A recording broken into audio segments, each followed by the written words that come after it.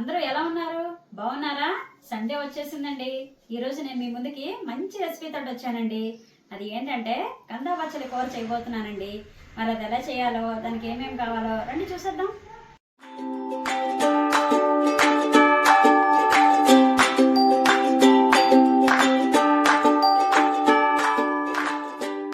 చూడండి, నేను ఇక్కడ 2 కట్టలు బచ్చల కూర తీసుకున్నాను. ఇంకా కంద ఈ సైజు కంద తీసుకున్నాను. ఇది సగం ముక్కే కట్ చేసుకోవాలి, మొత్తం వేసుకోకండి. మీకు ఒకళ్ళు ఎక్కువ కూర కావాలనుకుంటే ఇది మొత్తం వేసేసుకోండి. ఇంకొక కట్ట బచ్చల కూర యాడ్ చేసుకోవాలి.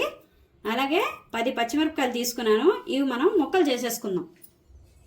చూడండి, నేను ఇక్కడ పెద్ద నిమ్మకాయ సైజు అంత చింతపండు తీసుకున్నాను. ఇది ఇప్పుడు మనం నానబెట్టేసుకుందాం. బచ్చల కూర తరిగేసి శుభ్రంగా కడిగి పెట్టుకున్నాను. అలాగే ఇందాక నేను ఏదైతే కంద చూపించానో అందులో సగం ముక్క తరిగి ఇలా ముక్కలు చేసుకున్నాను, శుభ్రం కడిగేశాను. చింతపండు కూడా నానుతోంది. ఇప్పుడు మనం కంద ముక్కల్ని బచ్చలు ఆకుని కుక్కర్లో వేసేసుకున్నాం కదండి. ఇప్పుడు చూడండి, గ్లాసు నీళ్లు పోసుకుంటున్నానండి ఉడకడానికి. పోసేసుకున్నాం కదా. ఇప్పుడు మనం ఇది స్టవ్ మీద పెట్టేసుకొని 2 విషులు రానిద్దాం. 2 విషులు అయితే సరిపోతుంది, 3 వచ్చినా పర్వాలేదు. 3 విషులు వచ్చిన తర్వాత స్టవ్ ఆఫ్ చేసేసుకోండి. కుక్కర్ చల్లారే లోపల మనం పోపు వేసుకుందాం కూరకి. ఇప్పుడు మనం పొయ్యి మీద బాండీ పెట్టేసుకుందాం. ఇప్పుడు మనం ఆయిల్ వేసుకుందాం అండి. కూర కొంచెం పడుతుంది, చూసుకొని వేసుకోండి. అలాగని తక్కువైనా కూడా బాగోదు. చూడండి, నేనైతే ఈ మాత్రం వేసుకుంటున్నాను. చూడండి, ఆయిల్ అయితే హీట్ ఎక్కింది. ఇప్పుడు నేను 2 చెంచాలు ఆవాలు వేసుకుంటున్నాను. ఆవాలు చిటపట్లు ఆడాయి కదండి. ఇప్పుడు మనం 3 చెంచాలు మినపప్పు వేసేసుకుందాం. అలాగే 3 చెంచాలు శనగపప్పు వేసుకున్నాం. ఈ కూరకి పోపు ఉంటేనే బాగుంటుందండి. అలాగని ఎక్కువ కాదు, అలాగని తక్కువ కాదు, కొంచెం చూసి వేసుకోండి. అలాగే కొంచెం జీలకర్ర, ఎక్కువ వద్దు, కొంచెమే. ఆవాలు చిటపట్లాడకుండా మినపప్పు శనగపప్పు వేసేస్తే అవి మాడిపోతాయండి. ఆవాలు కొంచెం చిటపట్లాడాక మినపప్పు శనగపప్పు వేసుకోవాలి.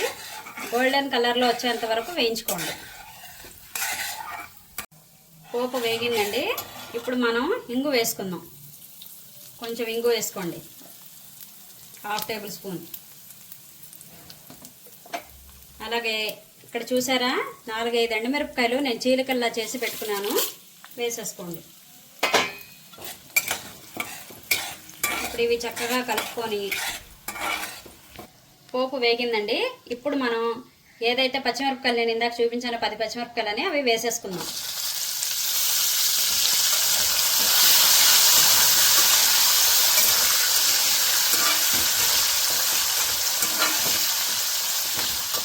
అలాగే కొంచెం కరివేపాకు కూడా వేసుకోండి.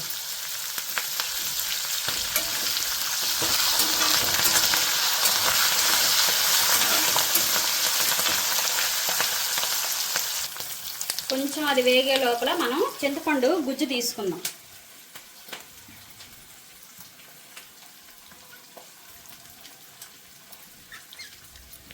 చూడండి, చింతపండు గుజ్జు తీసుకున్నాం కదా. ఇప్పుడు ఇందులో వేసేసుకుందాం.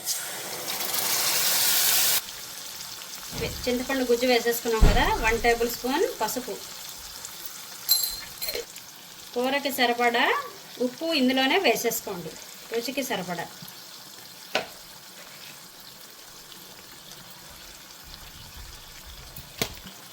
ఇప్పుడు మనం ఒకసారి కలుపుకుందాం.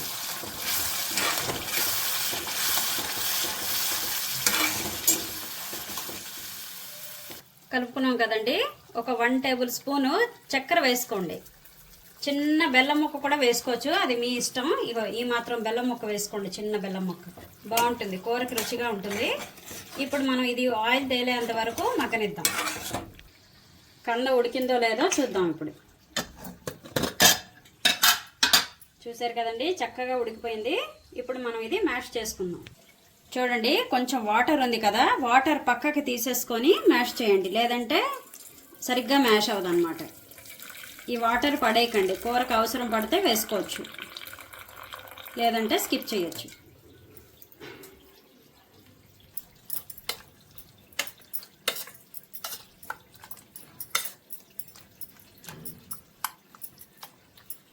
నేను 3 విషులు పెట్టానండి, చక్కగా ఉడికింది. ఇదంతా ఇలా చక్కగా మ్యాష్ చేసేసుకొని పులుసు ఉడికాక అందులో వేసుకోవడమే చింతపండు పులుసు. చూసారా బాగా ఉడికింది. కూర అయితే చాలా బాగుంటుందండి. మీరు కూడా ఒకసారి ట్రై చేయండి. నా ఛానల్కి సబ్స్క్రైబ్ చేసుకోండి. కొత్తగా ఎవరైనా చూస్తున్నట్టయితే నా ఛానల్కి సబ్స్క్రైబ్ చేసుకోండి.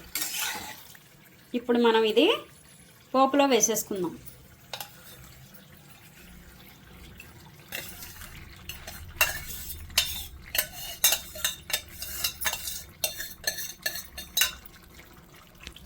చక్కగా కలుపుకోండి. ఇప్పుడు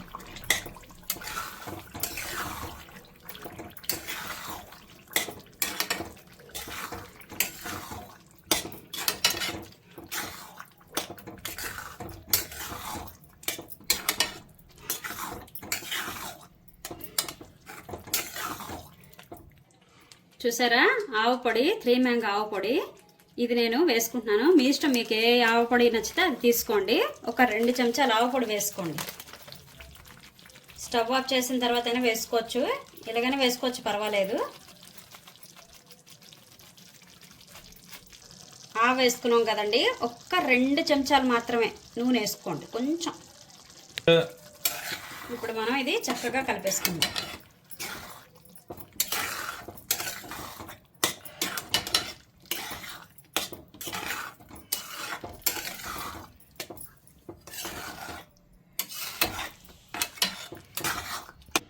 ఈ మాత్రం ఇలా ఉంచుకోవచ్చండి, స్టవ్ ఆఫ్ చేసేసుకోవచ్చు. చల్లారాక కొంచెం గట్టి పడుతుంది. ఇంతేనండి, గుమగుమలాడే కందా బచ్చల కూర తయారైపోయింది. మరి చూసారు కదా ఎలా చేశానో. మరి ఈ వీడియో కనుక మీకు నచ్చినట్లయితే నా ఛానల్కి లైక్ చేయండి, షేర్ చేయండి, సబ్స్క్రైబ్ చేయండి, అలాగే సపోర్ట్ చేయండి. నెక్స్ట్ వీక్ మంచి రెసిపీ తోటి కలుద్దాం.